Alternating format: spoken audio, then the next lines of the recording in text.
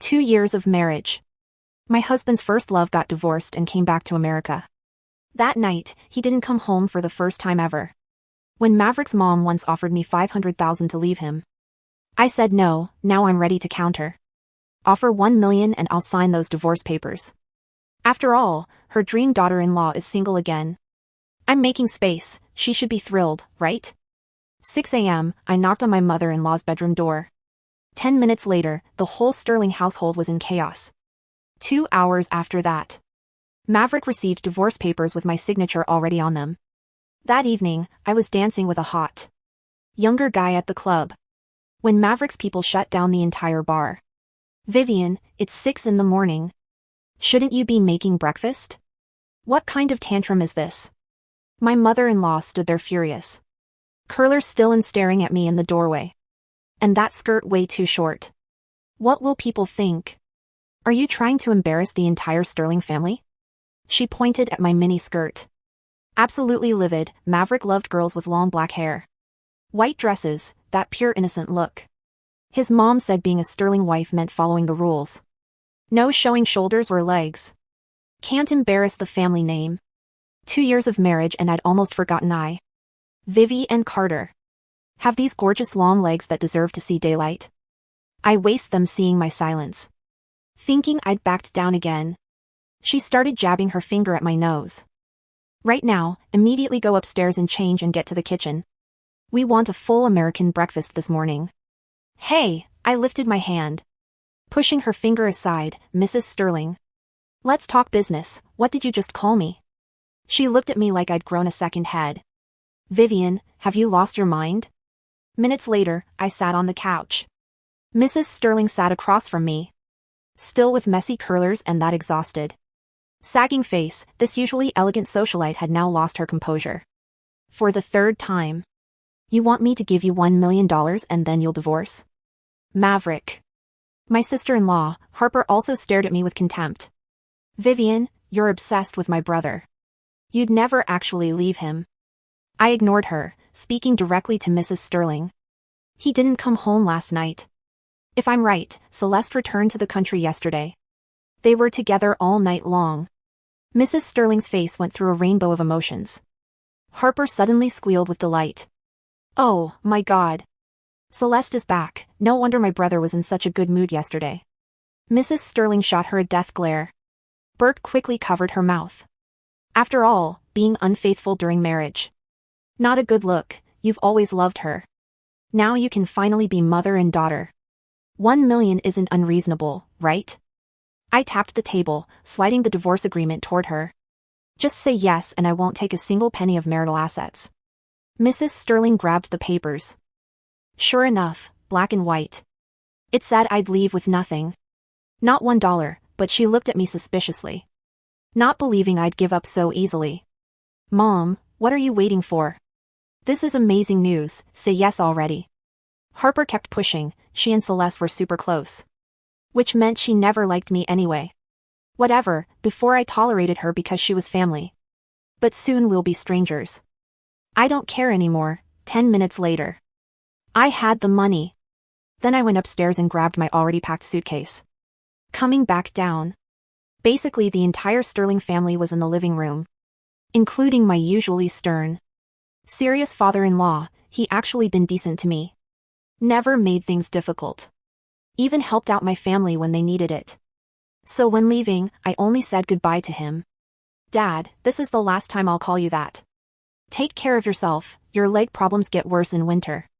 Have the staff make you more soup. I saw the gray-haired man sigh softly. Then he waved me over in front of everyone.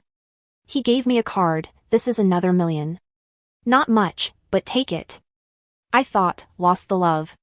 Lost the husband, but I've got $2 million. I could count those zeros all day. My real dad would need 20 years to earn this much. I didn't refuse, I took it graciously. Thank you, Dad.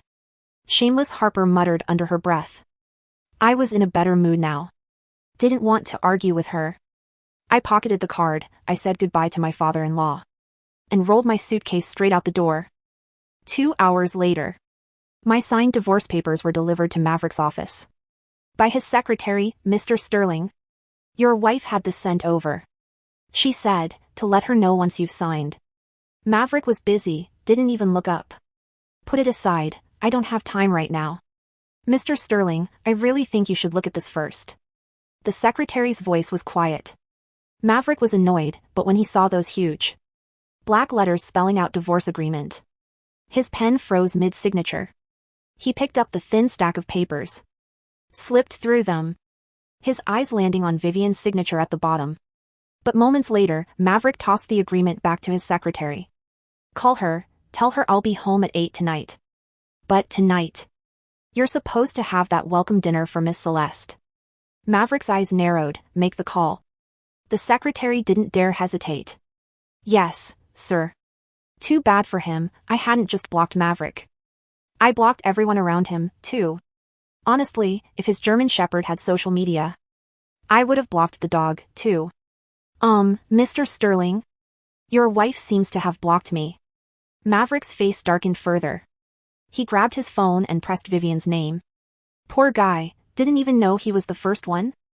I blocked. Maverick put down his phone, pulled out a cigarette and lit it. You can go, he dismissed the secretary. After finishing his smoke, Maverick tried to refocus on work. But Harper called, bro. You can finally separate from that desperate Vivian and be with Celeste, aren't you excited?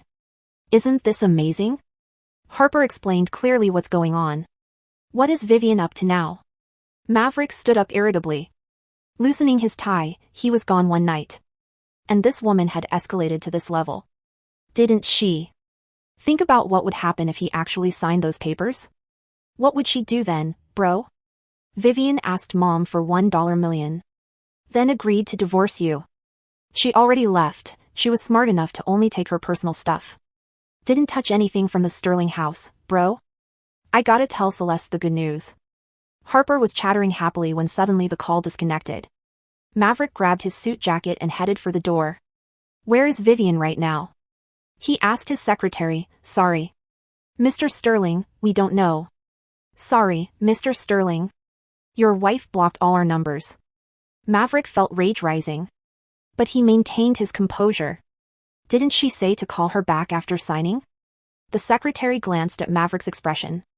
Your wife said, once you sign. Just meet her Monday morning at 9 at City Hall. She promises she won't be late. Maverick stood there, his face growing darker. Finally, he removed his glasses and handed them to his assistant. Find out where my wife is. Notify me when you have information. Yes, Mr. Sterling. Prepare for the meeting. Maverick turned and went back to his office. Today's project was extremely important. Would determine the Sterling Corporation's trajectory. For the next 5 years, he'd been working around the clock for days. Last night he pulled an all-nighter at the office to finish it. Vivian could throw her tantrum. But he couldn't play along. For Maverick, work always came first. Didn't care about the Sterling family drama. Didn't want to think about what Maverick was thinking either. Right now, I was in the apartment my dad bought me before marriage. Hugging my teddy bear and crying my eyes out. Vivian, haven't you cried enough? My best friend, Aria. Finally couldn't take it anymore. Handing me a tissue, I took the tissue. Wiped my tears and kept crying into my bear. I was divorced, I was only 25 years old. But I, Vivian Carter, was now a divorcee. My value had tainted. I'd probably get married again someday. But if I couldn't find someone richer than Maverick, every socialite in the city would laugh at me forever. Let's go out tonight and clear your head. My sister's bar just opened. I heard it's packed with the hottest guys in town. I hesitated for like 2 seconds and agreed. I hadn't worn a sexy dress in 2 years and 1 month. The day I met Maverick for our arranged date. My dad's people literally dragged me there. I was only 22, Maverick was almost 30. So obviously I wasn't into it. Sure enough, when we met. It was July and he was wearing a full suit and tie. Looking like he just stepped out of a boardroom negotiation. And me, I had pink highlights. Wore a tube top and hot pants. My dad saw my pink hair and almost passed out.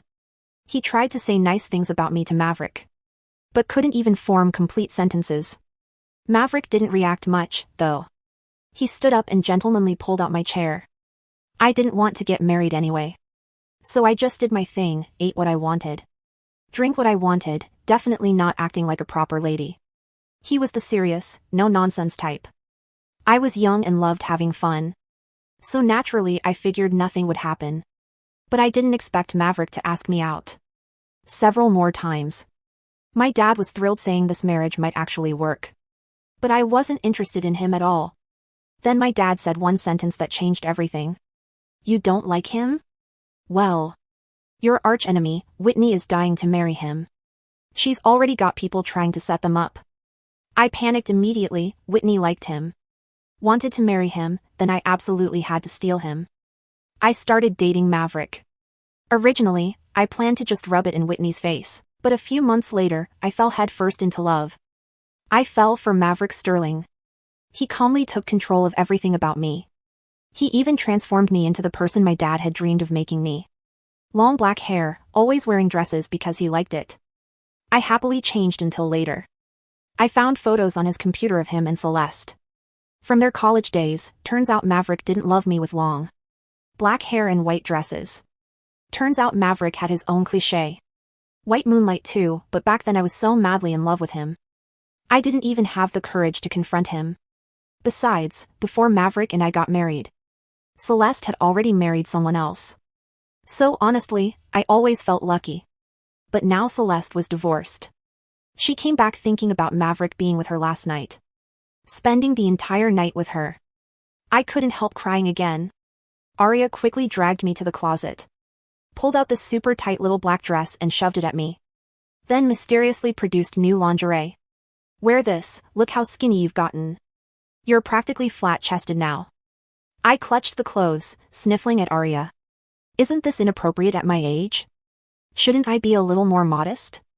Aria looked ready to roll her eyes into another dimension. "Vivian, you're 25 years old. A gorgeous 25-year-old woman. If you want to be modest, wait until you're 52. Okay, fine. Two 25-year-old gorgeous women. One in black, one in white. Both in strapless bodycon dresses and stilettos. Strutting into the club, at first I felt a little shy. I've been so proper and modest for 2 years. Suddenly being this hot and sexy felt uncomfortable. But after one drink, my mindset shifted. I'd already signed the divorce papers. Maverick probably couldn't wait to sign them, too. Monday we'd go to City Hall and we'd be completely done. When he suddenly agreed to that arranged marriage, it was probably because Celeste getting married had hurt him. My lips trembled, I fought back tears. Let loose, even pulled my neckline down further. And dragged Aria onto the dance floor. With slightly unsteady steps. Dance floor was packed with people dancing together. Soon I found that wild, uninhibited feeling. A cute guy came over to hit on me. I looked him over, thought he was pretty hot. Weirdly, his eyes kind of looked like Maverick's. I grabbed his collar, his hand immediately wrapped around my waist. Like everyone else on the dance floor. We started dancing together. I wasn't used to being this close to a strange man. I instinctively moved to push his hand away. But suddenly the music stopped dead. The silence in the club wasn't just quiet, it was heavy, it pressed against my eardrums. The DJ booth had gone dark, the flashing strobe lights were replaced by the harsh, unforgiving glare of the house lights. I blinked, blinded for a second. The cute guy with the Maverick eyes froze, his hand slipping from my waist as a wall of black-suited men parted the crowd like the Red Sea. And there he was. Maverick Sterling walked through the center of the dance floor. He was still wearing the same suit he'd worn to the office, but the tie was gone, the top button undone, and his face was a mask of terrifying glacial calm. He didn't look at the bouncers, he didn't look at the crowd whispering behind their hands. He looked only at me, and then, at the man standing next to me. "Hand," Maverick said. His voice wasn't loud, but it carried across the silent room. The guy next to me stammered, "Excuse me? Take your hand off my wife." The guy recoiled as if burned. I stepped forward, the alcohol in my system giving me a liquid kind of courage. I crossed my arms, pushing my chest up, highlighting the cleavage the dress was designed to show. "Ex-wife," I corrected loud enough for the back row to hear, or, "future ex-wife, the papers are on your desk, remember?" Maverick stopped 3 feet from me, up close. He looked exhausted, there were shadows under his eyes that no amount of money could hide, and the scent of tobacco and cold winter air clung to his coat. "Vivian," he said, his tone warning, "come home, now." "I'm busy," I gestured to the guy, who was currently looking for an exit strategy. We were dancing. Maverick's jaw clenched, he signaled to his head of security, "Clear the building, everyone out, now." "You can't do that." Arya shouted from behind me, though she looked a little terrified. This is my sister's bar. I'll buy the building tomorrow and burn it down if I have to, Maverick shot back, never breaking eye contact with me. Vivian, car. The patrons were already scurrying out, sensing the volatile atmosphere. The cute guy whispered a quick sorry and bolted. Within 2 minutes, it was just me, Arya, and the king of the Sterlings in an empty, confetti-littered hall. I took the money, Maverick, I said, my voice trembling slightly as the adrenaline faded. Your mom paid me, your dad paid me, I'm rich, I'm single, and I'm done. Maverick closed the distance. He didn't grab me roughly. Instead, he took off his suit jacket and dropped it over my shoulders, covering the exposed skin of my back. The warmth of his body heat trapped in the silk lining hit me, and for a second, I wanted to cry. My mother doesn't decide when my marriage ends, he said low in my ear, and neither do you. You want to talk business? We talk business at home. I don't have a home with you. You didn't come back last night. I was working. With Celeste? He paused. That split-second hesitation broke my heart all over again. She was there, he admitted, but it wasn't what you think. Save it for the judge. I shrugged off his jacket, letting it hit the sticky floor. Monday, 9 a.m., City Hall, be there, or I swear to God, Maverick, I will make the divorce so public the sterling stock will drop faster than your mother's jawline. I grabbed Arya's hand. Let's go. Maverick didn't stop me this time, he just watched me walk away, his jacket lying in a heap at his feet. The weekend passed in a blur of expensive wine and Arya's pep talks. By Monday morning, I was sober, dressed in a sharp red pantsuit, armor for the modern woman, and standing on the steps of City Hall. 9 a.m. came. 9:15 a.m. passed. 9:30 a.m. He wasn't coming. My phone buzzed. It was a text from his secretary. Mr. Sterling is in a meeting. He says there is a clause in the prenup that requires a 30-day cooling-off period before filing. Please check page 42. I screamed internally. I called my lawyer. He's right, the lawyer sighed. It's standard in high-asset marriages. You have to wait 30 days living separately before the filing is valid. 30 days. He was buying time. I didn't go back to the apartment. I went to the bank. I deposited the 2 checks, $2 million. Then, I went to a high-end salon. Cut it, I told the stylist. The long black hair? But it's gorgeous. It's boring. Cut it, a bob, sharp, and dye it. What color? Honey blonde, the kind that looks expensive and dangerous. When I walked out 3 hours later, Vivian Sterling was dead. Vivian Carter was back, and she looked fierce. I didn't hide. I went to the one place I knew would drive them crazy. I started showing up at the same charity galas and art auctions the Sterlings frequented, but I didn't go as a wife, I went as a donor. 2 weeks later, at the Sapphire Charity Ball, I walked in wearing a backless gold gown that shimmered like liquid metal. The hush that fell over the room was delicious. Mrs. Sterling was there, holding court with Celeste. Celeste looked perfect, pale, fragile, wearing white. Of course, when they saw me, Mrs. Sterling looked like she'd swallowed a lemon. You have some nerve, Mrs. Sterling hissed as I approached the champagne tower. I paid you to leave. And I left, I smiled. Taking a flute, I left the house. I didn't leave the planet, Mrs. Sterling. Besides, I'm spending your money. It seemed rude not to show you what I bought. I gestured to my dress. Celeste stepped forward, her voice soft and sickly sweet. Vivian, please, don't cause a scene. Maverick is so stressed right now. He's barely sleeping. If you actually loved him, you wouldn't be doing this. I laughed, a genuine, loud laugh. Celeste, honey, if you actually loved him, you wouldn't have married that oil tycoon 3 years ago and only came back when he went broke. The crowd around us gasped. Celeste's face went red. That's enough. The crowd parted. Maverick appeared. He looked worse than he had at the club, thinner, harder. He stared at my short, blonde hair for a long moment, an unreadable expression in his dark eyes. You cut your hair, he said. I like it, it dries faster. It suits you, he said. Mrs. Sterling gasped. Maverick. She is humiliating us. Mother, go sit down, Maverick snapped, not looking at her. Celeste, go with her. But. Go. He waited until they left, then stepped into my personal space. The tension between us crackled, electric and dangerous. 30 days is up next week, I reminded him. I'm not signing, Vivian. Why? You have your white moonlight back, your mom is happy, Harper is happy, everyone wins. I'm not happy. He took a step closer, lowering his voice. I didn't touch her, Vivian, that night. She came to the office. She brought dinner. I told her to leave. She refused. I worked in the conference room. She slept on the couch in the lobby. That's it. And you couldn't text me?